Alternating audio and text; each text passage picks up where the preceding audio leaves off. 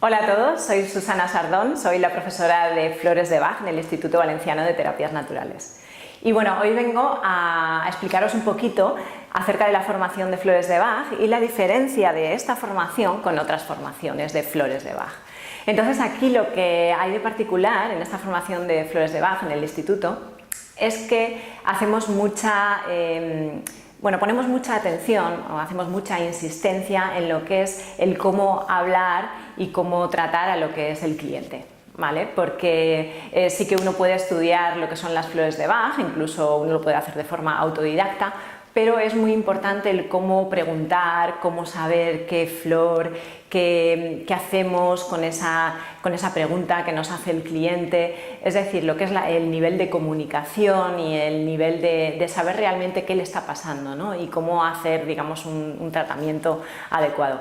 Entonces, este es un punto muy importante que quería comentaros y que es muy diferente en nuestra formación en Flores de Bach.